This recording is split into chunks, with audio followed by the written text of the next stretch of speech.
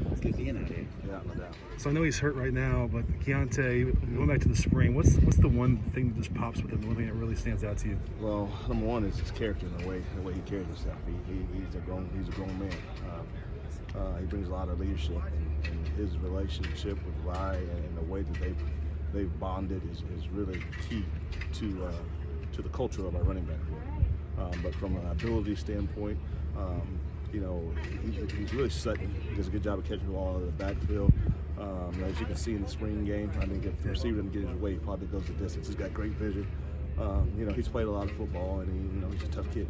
How do he and Rye complement each other in your eyes? Well, they're kind of similar backs in a way. Keontae may have a little bit better top end speed, but they're both very, very, very physical three down backs that we don't have to worry who's in on what play, and that's kind of what we've always wanted. That's why when Vi was healthy, he was kind of always that guy. He was. And I talk about that. I talk about pass protection. I talk about running the football. I talk about catching the football on the backfield. And those guys both do that very well. When you talk about a 1A and a 1B, does it matter if the styles are different, or is it just best two guys? Production. Yeah. Production. That's what we're looking for. When you're on the football field, our team is better. So I look forward to watching those guys compete. And as the Barlow kid is a pretty special young man as well. He also has all those abilities. And a guy that I've got to mention that came out today and really set the tone for today's practice is Keenan. He really came out and looked like a guy that's been here 3 years. He ran with some physicality. We got a very, very talented room, and it's gonna breed competition. And again, we want to get we want a couple guys to be able to get ready. So the best two guys will be out there majority of the time. Speaking of Keenan, he didn't have much of a role last year. Is there an opportunity for him to change that this year? Well, with Keenan, again, he came out and he had a great day today. Long as he continues to play like that, we'll find ways to use him. One of the things that I've talked to him about maybe is also in some of our spread sets, getting him out there and utilizing his skill set, his abilities. When he misses the spring, where does he have to play catch up? Well, number one, he's got his ability to retain information.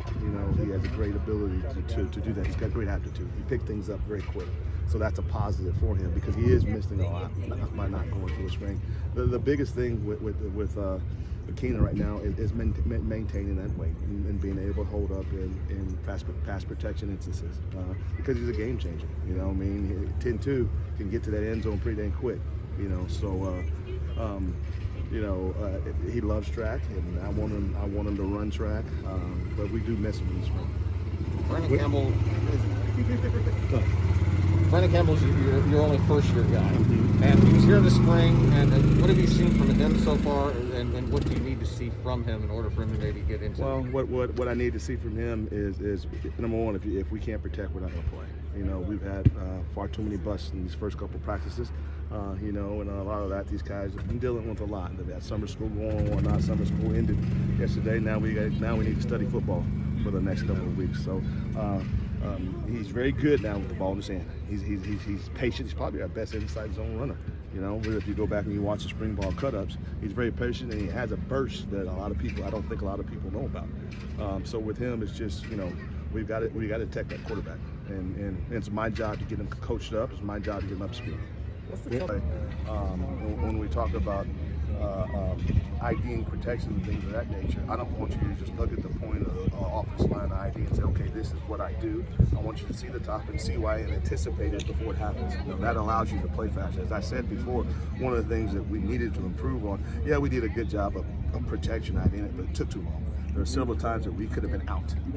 We could create a stretch. When we create stretch, it takes the real linebacker. All right, that window opens up from the quarterback, and everybody's getting on Keenan about holding on the ball too long. Well, heck, we get out, it happens faster. Hey, that ball's out of his hand. So those are the things that we need to improve on.